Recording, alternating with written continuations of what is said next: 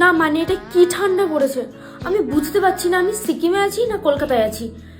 একটা লিমিট থাকে ঠান্ডা পড়া, সবকিছু ক্রস করে গেছে। আগে শীতকাল পড়লে কাঁপতাম, এখন শীতে আমার ভিতরের হাড়ও কাঁপছে। বাইরে বেরোতে পারছি না, ওটা তো বাদ দাও, খাটের নিচে মেঝেতে পা রাখতেও পারছি না। হাত পা অবশ হয়ে গেছে যে ফোনে টাইপিংও করতে পারছি না।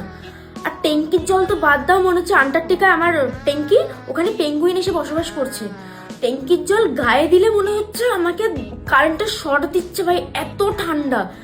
বাইরে আমি এখানে দাঁড়ালে সকালবেলা পাশের জনকে দেখতে পাচ্ছি না, এরকম কুয়াশা পড়ছে, মনে হচ্ছে ছাদে কুয়াশা ঢুকে যাচ্ছে। একটা লিমিট আছে ঠান্ডা পড়ার, হাড় মার কাঁপিয়ে দিচ্ছে ভাই এরকম ঠান্ডা কেন। আর তার মধ্যে শীতকালে দুটো কাজ সব থেকে কষ্টের, দুটোই আমার দায়িত্ব।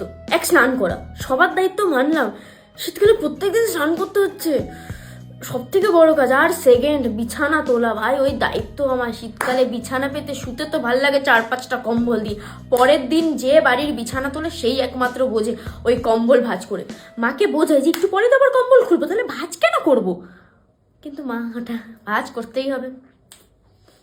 কেন শীতকাল পরে ভাই, কাদের শীতকাল প্রিয়? আমার তো সহ্য হচ্ছে না এই ঠান্ডা।